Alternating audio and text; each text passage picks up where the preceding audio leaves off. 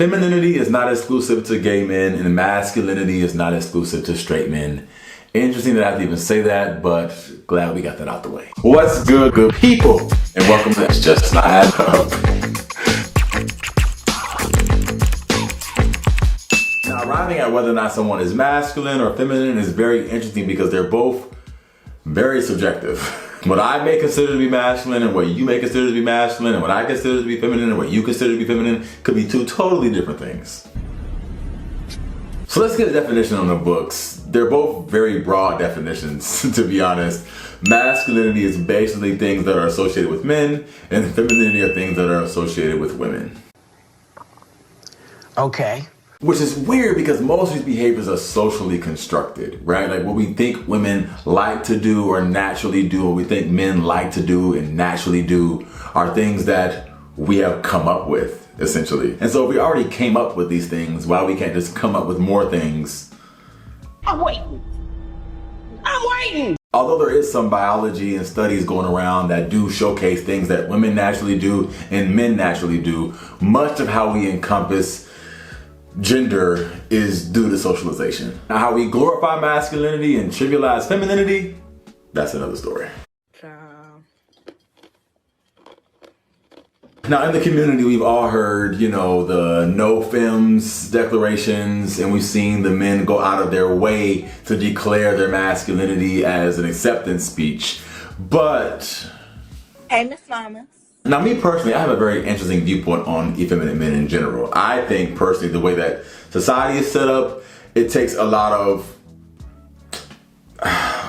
not masculinity, I'm struggling to say masculinity because I don't want to take it out of context, but it takes a lot of grit to decide that you're going to go out into this space with makeup, with the things on, right? Like that's not an easy thing to do, and it's not a docile thing to do. It's not a meek, it's not a, a passive thing to do, right? Like it takes a lot of to be like, you know what I'm saying? Like, I'm gonna do me. Like I'm gonna wear what I wanna wear.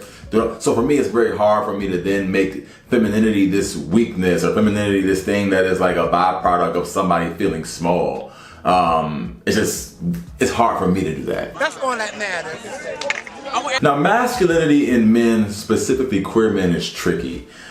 Most of us are aware of the privilege associated with masculinity, and so much so that we kind of learn what it meant to be performative in it, right? For a lot of us who are coming out of closets and or shame, we then knew how to perform in a way that will slide us under the radar, or perform in ways that will get people to respect us, to appreciate us, to love us, to let us in, essentially, right? And I think to give that up can take a lot of unlearning and a lot of uncomfortable ideas and conversations, right? And even going through the whole quest of unlearning, you then start to think about like, what are these things that are natural to me? Like which part of masculinity that I was, using as an access tool, right? Like which part of those things were actually true to who I was? And that was interesting for me personally, right? I was like, okay, well, people are calling me masculine, right? But like, I knew that masculinity was who I needed to be, right? Like I knew a masculine persona was what needed to happen. You know what I'm saying? So then coming out of that, it's like, how do I know that this is truly how I am versus who I had to be? And even now to this day, I find myself kind of like wrestling with like what it means to be masculine for me, or what it means to just be me, essentially. Not even to say masculine, what it means to be myself. You know what I mean? I wish I was both-handed, cause... So the unlearning process is very interesting because you're trying to maintain this privilege in the midst of trying to figure out who you truly are. And in some way, it doesn't let go of what it means to maintain that privilege, right? Like the passing privilege or this proximity to straightness. Like you have to let that go. Just figure out who you are, even outside of identifying as masculine or effeminate. Just figure out who you truly are, and then you find whatever bucket people say you're in or you think you're in is whatever bucket people say you're in or you think you're in. Plus, I think on both ends, there's a lot of ways in which we qualify masculinity and femininity, right? Like people are looking at your sexual position to then determine how masculine or effeminate you are. They're looking at, your group of friends, where you go, the lingo you choose to use, all these things then qualify or disqualify your masculinity and or femininity. Also, real quick, we both have masculine and feminine energy, like no matter who you are, queer or not, and man or not, you know, but I think we lean into whichever one based on our expectations of self or social spaces or what have you, but we both have both. So I don't know, what are you guys' thoughts? Like, what are your thoughts on, I know we know that masculinity, especially in the queer spaces, has been this thing that people have pedestaled, but like, what do we say to like the definition of it, right? Like, what are we saying to like what is femininity? What is masculinity? Like, right? Or is it just subjective and that's just how it is? Or is it this overarching version? Is it still this like, you know, because even when you think about like masculinity in like the queer spaces versus how we qualify masculinity in straight spaces, do you guys think those are the same? Like the same guys who are like, who have masculine privilege in the gay space, will they have that same privilege in the straight spaces? Like, are they still able to like float?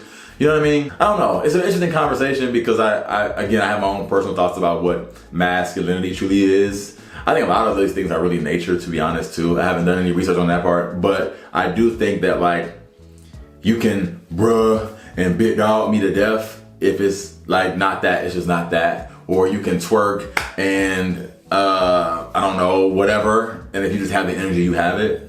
I don't know if that makes any sense. But yeah, let me know in the comments. I want to know your thoughts on this one, seriously. I want to know how you guys define masculinity and femininity. I want to know your association with both. I want to know how you feel about yourself. How do you personally identify, if you do at all? Yeah, let me know all the things in the comments. Per usual, keep creating space, and I will see you guys in the next episode. Peace.